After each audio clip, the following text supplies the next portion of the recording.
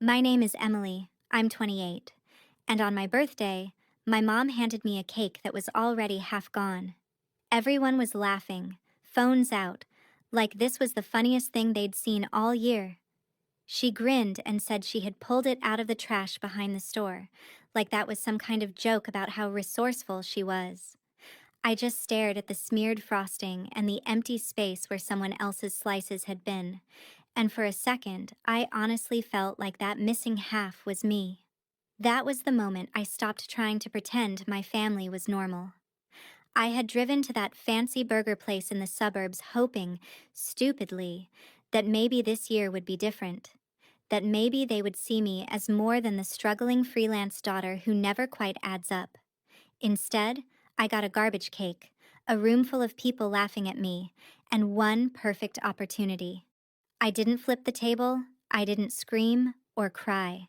I leaned down to my uncle's ear, kept my voice steady, and said 7 quiet words that wiped the smile right off his face. I told him I knew about the insurance. 2 weeks later, the same people who laughed at my trash cake were calling me nonstop, panicking in ways they never had when I was the one hurting. If your own mother turned your birthday into a joke and you were sitting on a secret that could blow up everything, would you swallow it to keep the peace? Or do what I did and finally light the match? The crazy part is, none of this started with the cake. It started a few days earlier when my cousin texted me, "Hey, your mom is planning something for your birthday. Don't freak out, just show up, okay?" Kara has always been the only one in my family who talks to me like I'm a real person, not a disappointment with Wi-Fi. So I believed her when she said it might actually be nice. I'd just finished another 12-hour day of freelance design work that barely covered rent and groceries. And the last thing I wanted was to sit at a table while everyone compared my life to my sister's. But Kara said the place was cute, a nice burger spot in the suburbs, and that my mom seemed excited. So I did what I always do. I pushed down the dread, put on makeup, and tried to convince myself that maybe this time they wouldn't make me feel like garbage. I drove out from my tiny apartment, past rows of neat little houses with perfectly trimmed lawns, and pulled into the parking lot of this trendy burger place with Edison bulbs, reclaimed wood tables, and an oversized American flag on the wall. It smelled like grilled bacon and overpriced truffle fries. When I walked in, my mom was already at the table, sitting straight-backed like a queen at the head of a long wooden table. Brittany was next to her, scrolling through Instagram, manicure on full display. My dad sat on the other side, shoulders slightly hunched, the human version of background noise. My Uncle Mark, my mom's brother, was mid-story, talking way too loudly about a coworker who couldn't handle pressure and got fired. "Hey, birthday girl," my mom called out, standing up just enough to air kiss my cheek. "You look nice.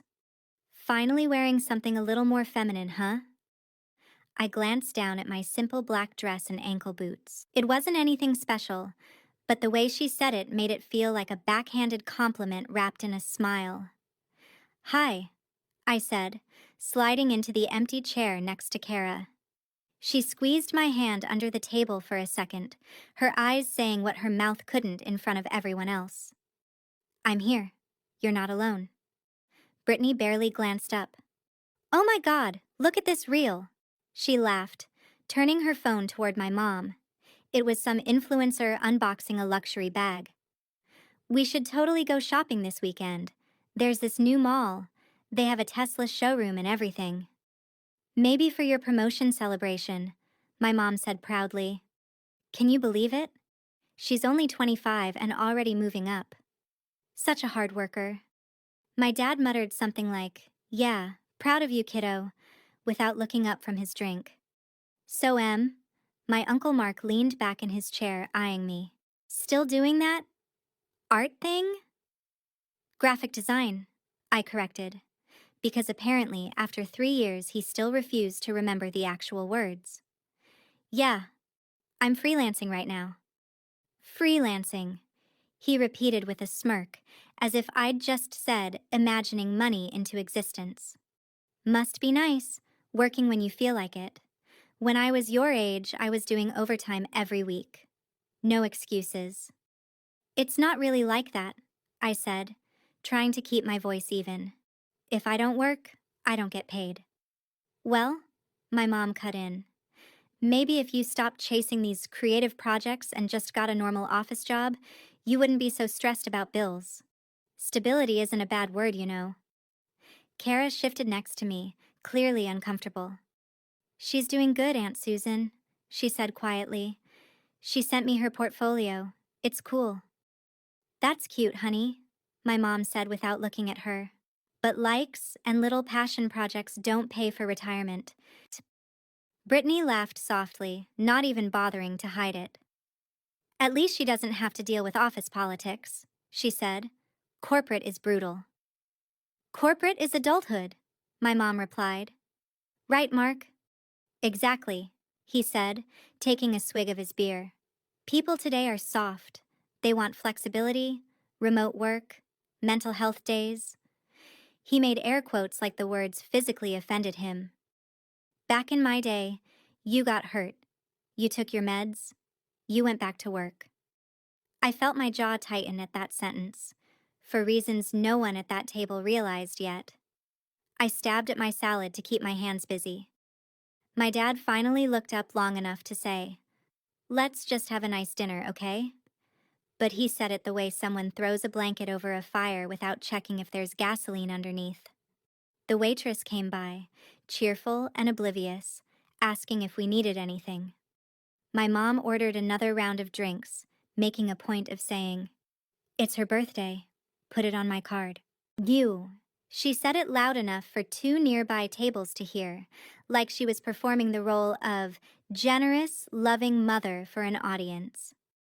I sat there listening to them talk about promotions, bonuses, vacations, all the ways their lives were moving forward, while mine was treated like a bad life choice they all had to tolerate. Have you ever sat in a room full of people who are supposed to love you and felt like the only way you exist is as a punchline?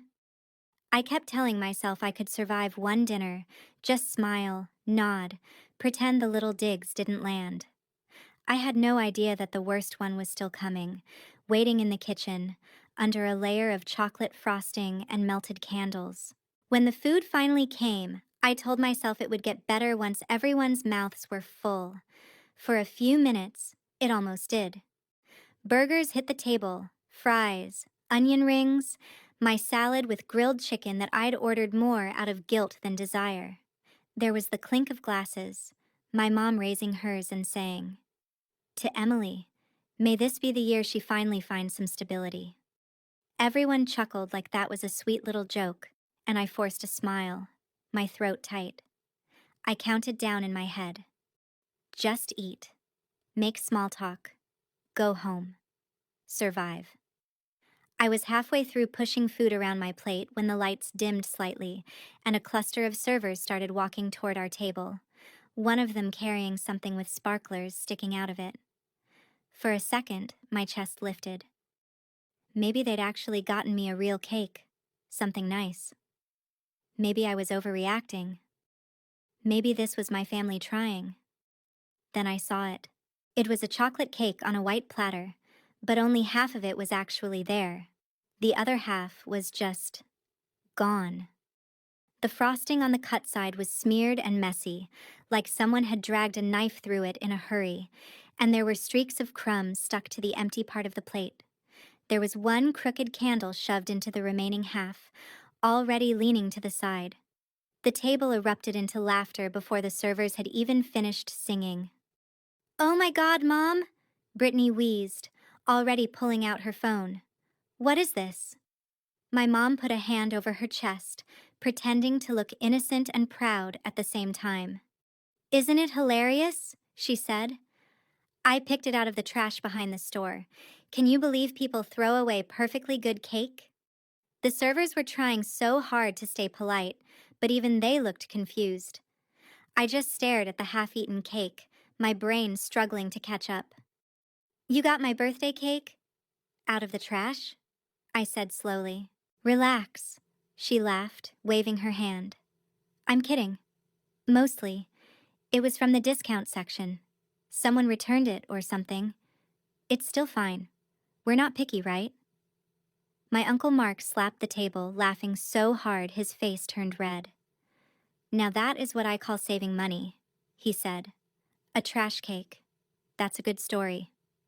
Brittany was already filming, the camera pointed at me, waiting to catch my reaction. Guys, look, she said into her phone. Mom literally found Em's birthday cake in the trash. Say hi, Em. She zoomed in on my face like I was part of some prank content. My cheeks burned. The whole restaurant wasn't looking, but it felt like they were. Somewhere behind me, a kid at another table yelled, You, trash cake! And his parents shushed him, but the words stuck. Kara shifted in her seat beside me. That's not funny, she muttered, too quiet for anyone but me to hear. It's just a joke, my mom insisted, still laughing. You know we love you.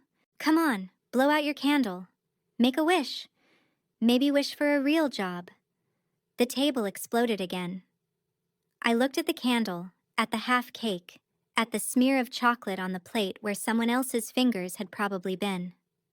I thought about the months I'd spent juggling invoices, late payments, maxed out credit cards. I thought about the times my mom had said, if you'd just listened to me and gone into something practical, you wouldn't be in this mess. I thought about Mark's little speech earlier, about getting hurt, taking your meds, going back to work, and the way he'd said it with that smug, knowing tone. Something inside me finally snapped, but it didn't explode the way I expected. It went cold. I leaned in, blew out the candle in one breath, and smiled. Not for the camera, not for them. For me. Aren't you going to have a slice? Brittany asked, still recording. I'm good, I said. My voice sounded oddly calm, like it belonged to someone older and tired of pretending. I pushed my chair back, the legs scraping against the floor. Whoa, where are you going? My mom said, her laughter faltering. We're just getting started. I picked up my bag and stepped around my chair. I've had enough, I said. Then I turned toward my Uncle Mark. He was still grinning, but there was this flicker in his eyes, the tiniest hint of nerves, like he remembered saying something he shouldn't have in front of me once upon a time. I leaned down so my mouth was right next to his ear. The table quieted just enough that I could hear the sizzle of the kitchen and the low country song playing over the speakers. I know about the insurance, I whispered. 7 words. That's all it took. His body went stiff. The smile slid off his face like someone had pulled the plug. His hand, still wrapped around his beer bottle, suddenly tightened. What? He said, barely moving his lips. I straightened up, looked him dead in the eye, and gave him the smallest, fakest smile I've ever managed. Enjoy the cake, I said. Then I turned and walked away, feeling their confusion chasing me down the aisle between the tables, my mom calling my name, Brittany asking if she'd gotten that on video. I didn't stop. I walked out of the restaurant, into the cool night air, my heart pounding but my mind clearer than it had been in years. 2 weeks later, the same uncle who laughed the loudest at my trash cake would be blowing up my phone, begging me to talk, acting like I was the one holding a grenade. And maybe I was. Because if you're wondering what insurance I was talking about, and why those 7 words scared him more than any screaming match ever could, you have to go back with me to 4 months before that dinner, when I was just trying to help my mom clean out her old laptop. 4 months before that dinner, I was sitting at my mom's kitchen table, staring at a pile of old electronics she'd dragged out of the hall closet. There was a tangle of cords, an ancient printer, and the laptop she'd been complaining about for months. It's too slow, and the fan sounds like a jet engine, she said, dropping it in front of me. Can you wipe it or whatever so I can donate it? You're good with this tech stuff. I'm not, really, but I'm better than she is. So I opened the lid and waited for it to wheeze itself awake. The fan roared, the screen flickered, and eventually her cluttered desktop appeared, a graveyard of random folders and screenshots. "Just make sure you don't delete my medical stuff," she added, pouring herself coffee. "All my insurance documents are on there somewhere." I nodded, because this was the kind of thing she always trusted me with, the boring behind-the-scenes tasks that made her life easier but never counted as real work. I started sorting through files, dragging photos and old recipes to an external drive. Then I opened her email, looking for anything important that needed saving before I wiped the whole thing. That's when I saw the folder. It was labeled Medical Claims, with a little star next to it. Nothing weird about that, except it had way more unread messages than anything else. I clicked it, thinking I'd just sort by date, save the latest stuff, move on. The subject lines blurred together at first. Claim numbers, policy updates, reminders. Then one thread caught my eye. Accident documentation. Urgent. It was from about a year ago. I remembered my Uncle Mark talking about some car accident, how he'd hurt his back and had to take time off work. How my mom had been so stressed helping him with paperwork. I clicked on it. The first email was from my mom to Mark. She'd forwarded a hospital invoice, and under it she wrote, "I edited the amounts like we talked about. This should push it over the threshold." My stomach tightened. I scrolled down. There were attachments, PDF bills with numbers circled and handwritten notes in the margins. Some lines were clearly changed, like someone had typed over the original totals. Another email from Mark said, "You're a lifesaver. Once this goes through, we're set. No one needs to know the difference." My mom replied, "That's what family is for. Just make sure you act like you're still in pain if they call." I sat there staring at the screen, the words blurring for a second. I clicked through more messages. There were emails to the insurance company with carefully worded explanations, photos of Mark's car with the same dent shown from 3 different angles, like they'd been staged. One email from the insurance rep confirmed the payout amount, around $150,000. I leaned back in my chair. $150,000. For an accident that, if these emails were real, was at least partially fake. I scrolled further down the thread and saw a message from my mom to someone else in the family, my Aunt Laura. She'd written something about how the family pool is tighter this year, and "We'll have to wait on some of your requests until things settle." I remembered hearing little bits of that drama at a barbecue, Laura complaining that the insurance wasn't covering what she thought it would. My mom had brushed it off, said something about policies changing and nothing we can do. But here I was, looking at proof that a big chunk of money had gone straight to Mark. A few weeks after those emails, there were photos. My uncle grinning in front of a brand new RV, holding up a beer. Another one of him and his wife on some scenic overlook captioned, "Finally living a little." My mom had replied with heart emojis and, "You deserve it after everything." I felt sick. I wasn't a lawyer, but even I knew this wasn't just bending the rules. This was lying. This was stealing. It wasn't just from some faceless company either. It was from a system that other people in our own family relied on. People like Laura, who'd been told there wasn't enough coverage for what she needed. I scrolled back up to the top of the thread, reread the part where my mom said, "No one needs to know the difference." Apparently, I wasn't supposed to be part of no one. I sat there for a long time, the laptop warm under my palms, the kitchen clock ticking way too loudly. Part of me wanted to march into the living room and shove the screen in her face. Ask her how she could call me irresponsible when she was doing this.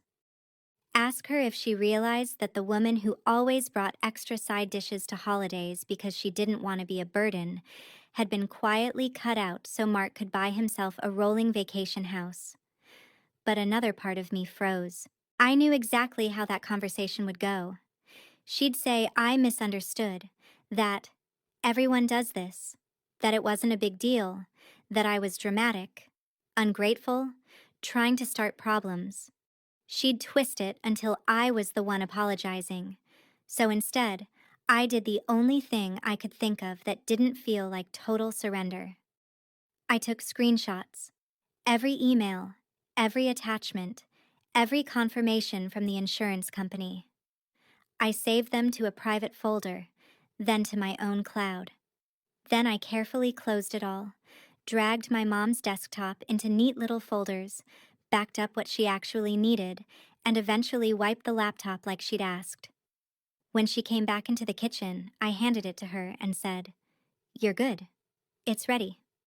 She smiled, kissed my cheek, and said, "What would I do without you?"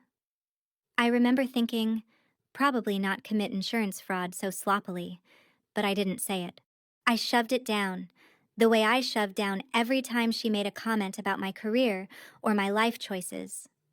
For months, I carried that secret around like a heavy rock in my chest. I told myself it wasn't my business, that confronting her would only blow up my relationship with my family and change nothing. I told myself that if I opened my mouth, everyone would blame me, not the people who lied. And then, on my birthday, she put a half-eaten cake in front of me and turned my life into a joke for 30 seconds of laughter and a couple of Instagram stories. That was the moment something shifted. I realized they'd been perfectly fine using me as a shield, a scapegoat, a punchline. I wasn't protecting my family by staying quiet. I was protecting the people hurting us. So when I whispered, "I know about the insurance," into Mark's ear, I wasn't just being petty. I was letting him know the rock I'd been carrying wasn't going to stay buried forever. 2 weeks after that dinner, when my phone lit up with his name and my mom's again and again, their voices shaking, suddenly terrified of consequences they'd never imagined for themselves, I knew the secret wasn't just mine anymore. And that was when the real fallout started. For almost 2 full weeks after that dinner, I ignored every call from my mom and every text that started with, "We need to talk." At first, it was easy. I put my phone face down, buried myself in work, went on long walks with my headphones turned up too loud. I told myself I was just taking space, that I didn't owe anyone an explanation for walking away from a room where I was the punchline. But the longer the silence went on, the more their messages shifted from annoyed to anxious. The first time I actually picked up, it was my mom. "Emily," she said before I could even say hello, her voice too bright and shaky. "What did you say to your uncle at the restaurant?" No, "How are you?" No apology, just straight to damage control. I leaned back on my couch, staring at the ceiling. "You mean when I told him I knew about the insurance?" I said. There was a tiny inhale on the other end, sharp and fast.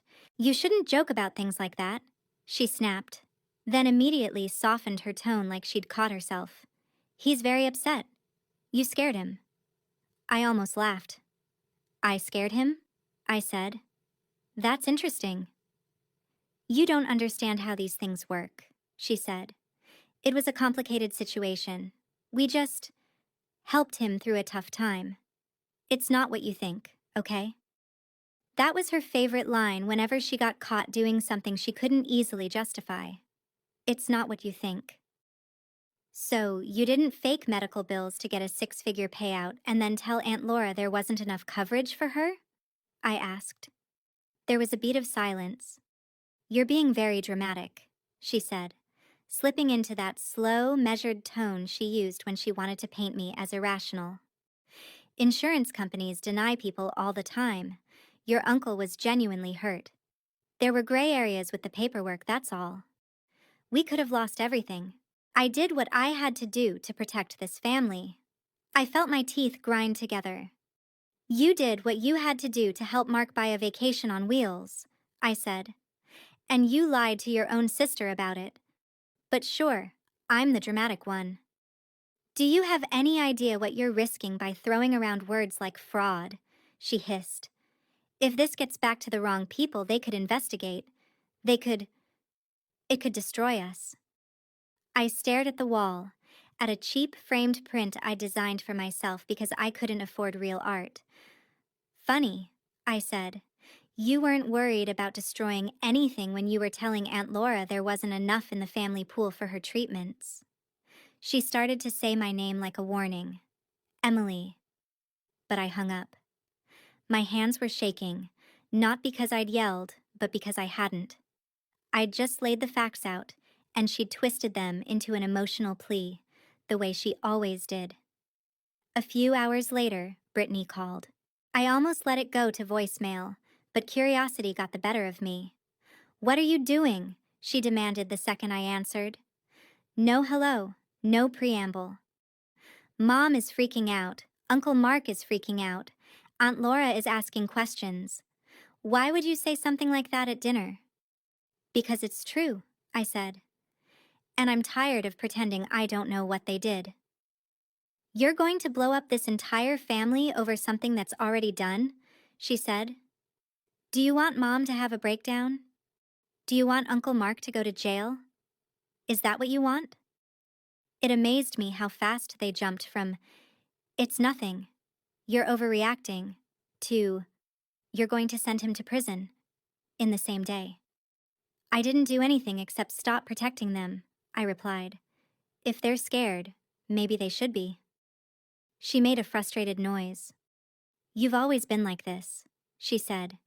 You can't just let things go. You have to make everything a moral crisis. This is real life, Emily. People cut corners. That's how it works.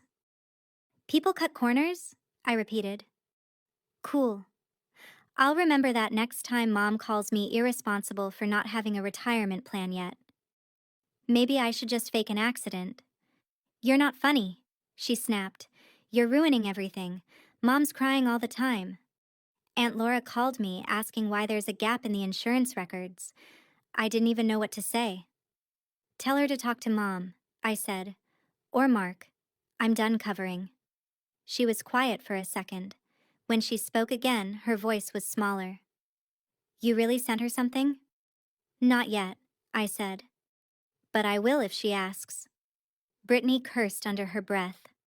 You are going to tear this family apart, she whispered. And when it all blows up, don't act like you didn't light the fuse. I could have argued. I could have reminded her that I didn't create a fake injury or adjust dollar amounts on medical bills. Instead, I just said, maybe the fuse was there long before I picked up a match, and ended the call. That night, Kara texted me a link to a TikTok. It was my Uncle Mark, filming himself in his kitchen, leaning on the counter like some bargain bin motivational speaker. The caption was something like, "Real talk about jealousy in families," with a bunch of hashtags. In the video, he talked vaguely about younger relatives who can't stand seeing other people win, and people who would rather drag you down than work hard themselves. The comments were split. Half of them were strangers calling out, "Okay, boomer," the other half cheering him on. I watched it 3 times, my jaw clenched. Then Kara texted, "He posted this after Mom told him you know. He thinks you won't do anything. He thinks you're scared." Another message followed a minute later. "If Aunt Laura asks you directly, tell her the truth. She deserves that much." The next day, Laura did call. Her voice was calm in that way people get when they're trying very hard not to show they're upset. "Emily," she said, "I heard something concerning. Kara mentioned there might be some irregularities with how your mother and Mark handled a claim last year. I don't want drama. I just want to know if I have all the information." I sat there with my phone pressed to my ear, staring at the folder of screenshots on my laptop. "What did Mom tell you when you asked about coverage?" I asked. Laura sighed. She said the policy changed, that there wasn't enough to go around, that the family fund had been used up on Mark's accident and there was nothing she could do. I clicked open one of the screenshots, the one where my mom had written, "That's what family is for. No one needs to know the difference." My throat tightened. She didn't tell you about the extra payout, I said. She didn't tell you about the RV. There was a long silence. Emily, Laura said quietly, do you have proof? I looked at the screen, at the pile of emails, the PDFs, the confirmation numbers. Yeah, I said. I do. She hesitated. Would you send it to me? She asked. I'm not asking you to lie for me. I'm asking you not to lie for them. Something in me relaxed at that. She wasn't trying to guilt me, or call me dramatic, or tell me to think of the family name. She was just asking for the truth. I'll send everything, I said. And I did. Email after email, attachment after attachment, all the little details they'd counted on no one ever seeing. When I hit send, I felt like I'd dropped a weight I'd been lugging around for months. I knew it wouldn't land quietly. People think the hardest part of exposing a lie is the moment you speak up. But honestly, the hardest part is the waiting. Waiting to see who believes you. Waiting to see who turns on you. Waiting to see which people you thought were family decide you're the real problem. Over the next few days, my mom's texts turned into long paragraphs about betrayal and airing dirty laundry.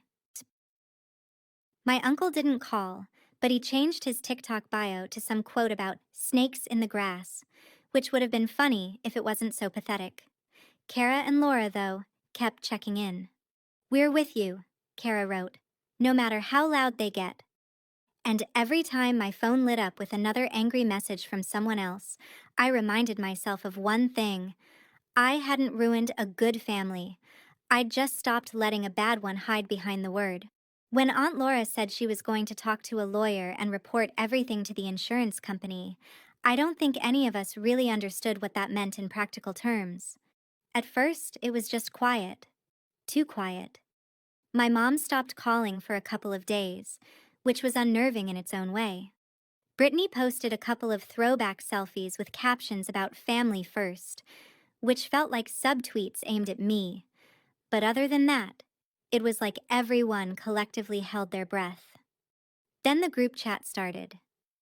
My family has this WhatsApp group with a cheesy name and a photo from some barbecue years ago, where everyone is pretending we're closer than we actually are. Most days, it's just birthday messages, memes, and logistical stuff about who's bringing what to holidays. One afternoon, about a week after I sent Laura the screenshots, my phone blew up with notifications from that chat. The first message was from my mom. We all need to be very careful what we say about Mark's accident. Some people are confused about what happened. Then Mark jumped in.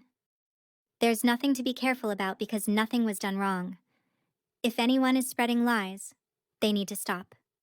Now. A cousin I barely talked to replied with a confused emoji. Someone else sent, "What's going on?" That's when Laura spoke up. "What's going on," she typed, "is that I was told there wasn't enough coverage for my treatments because the family insurance pool was drained, but it looks like a large payout went somewhere else.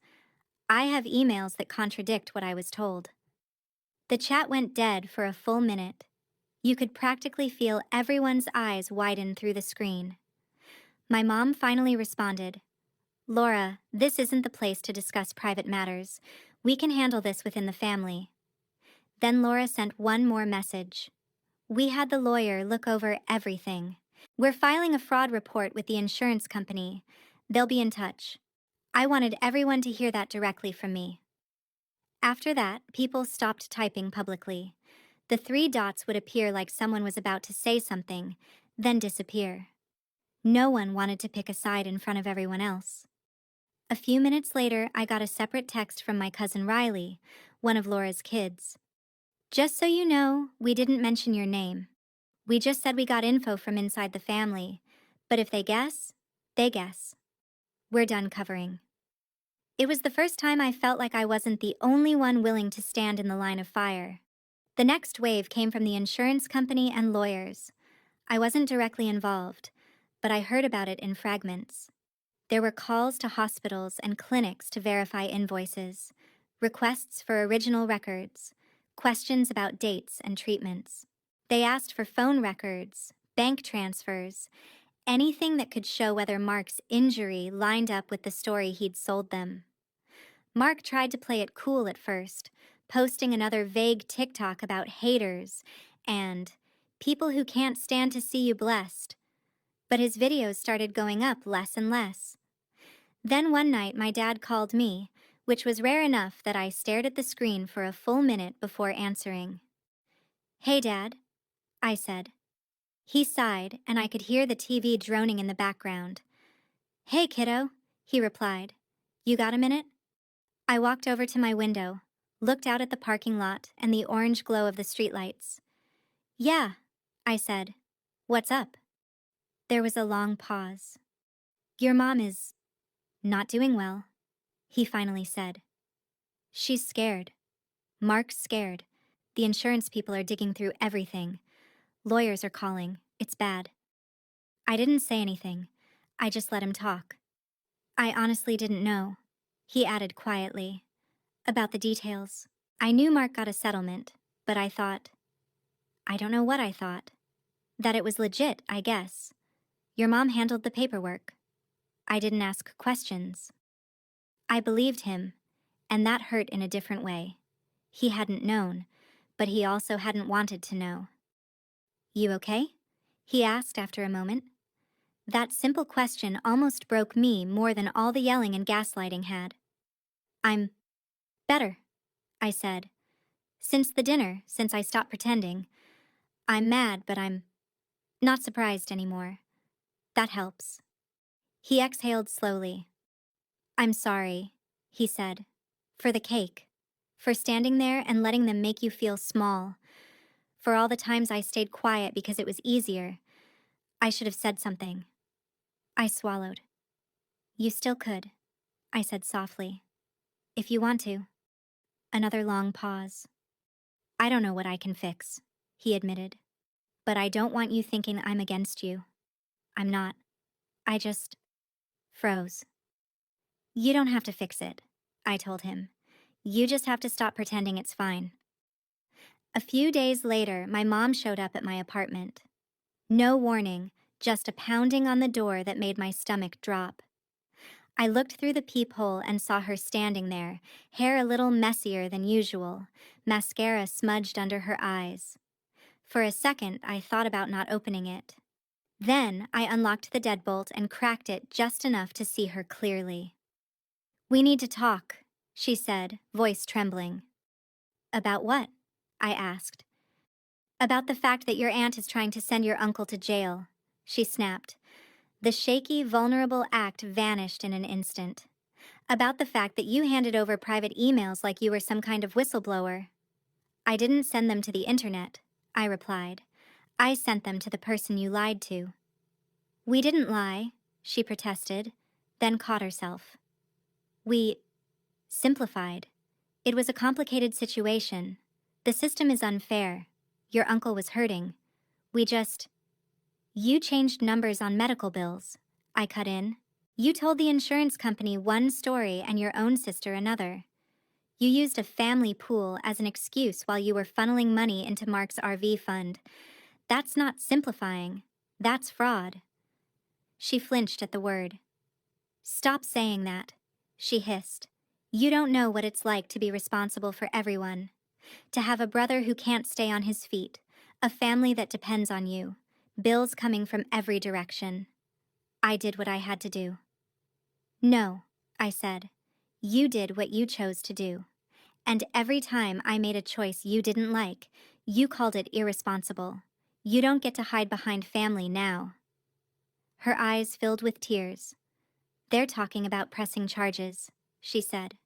"Real charges. Mark could lose everything. I could lose everything. Do you want that on your conscience?" I felt a strange calm settle over me. "You already had that risk on your conscience when you hit send on that first email," I said. "This isn't happening because I told the truth. It's happening because you lied." For a second, she looked like she might push past me, but I blocked the doorway with my body. It was the first time in my life I'd ever physically stopped her from coming into my space. She stared at me, shocked. "You're really going to shut me out?" she whispered. "After everything I've done for you?" "You've done a lot," I agreed. "Some of it good. Some of it this. I'm not saying you're a monster. I'm saying I'm not going to help you pretend this never happened." Her face crumpled. "You're choosing them over me," she said. "I'm choosing me," I replied. For once. She stood there for a moment longer, like she was waiting for me to take it back, to step aside and let her in. Let her cry on my couch and spin this into another story where she was the victim and I was the unreasonable daughter. I didn't move. Eventually, she dropped her gaze, turned, and walked down the hall. I closed the door, locked it, and slid down onto the floor, shaking.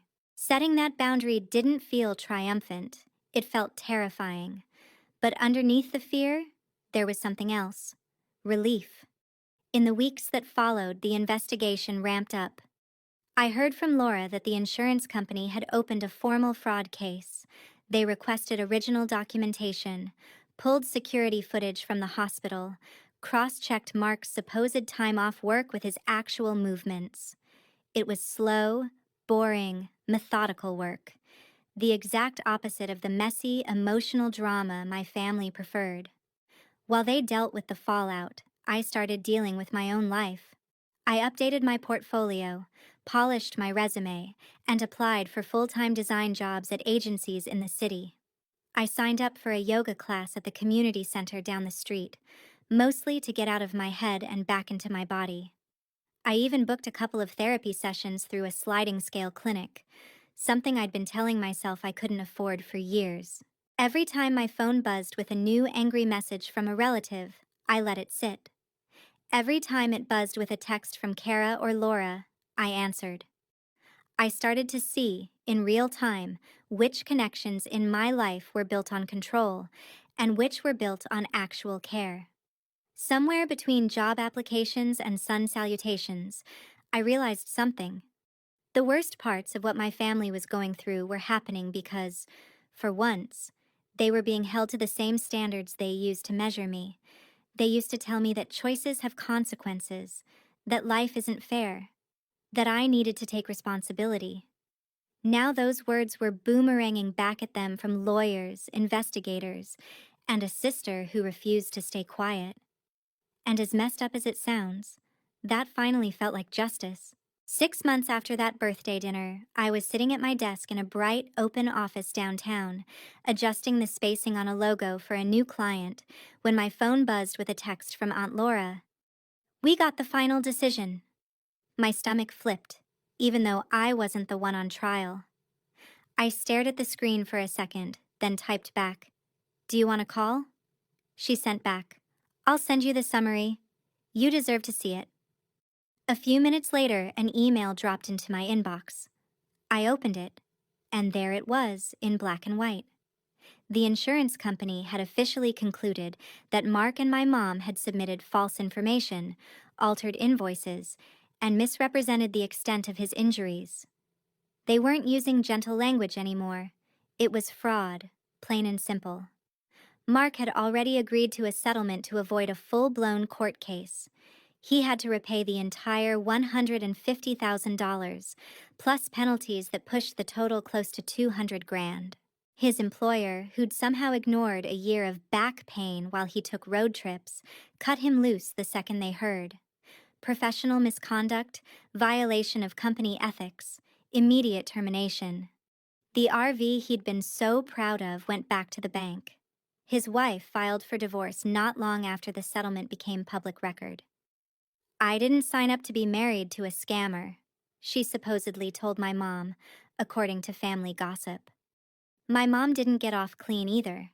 She wasn't hit as hard as Mark, but she was still listed as a knowing participant. She got slapped with a $10,000 fine and a note in the report about her role in document preparation and submission. For someone who cared more about her reputation than her retirement account, that was the real hit. Word got around their little community faster than any official letter could travel. The woman who used to brag at book club about how honest values were the core of her parenting suddenly found herself being avoided at the grocery store. People she'd known for years stopped making eye contact. The chair of her volunteer committee graciously suggested she take a break from leadership until things settled.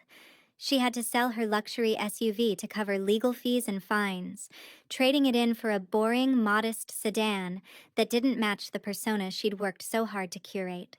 Brittany's Instagram went from outfit of the day and brunch photos to vague quotes about starting over and keeping your circle small.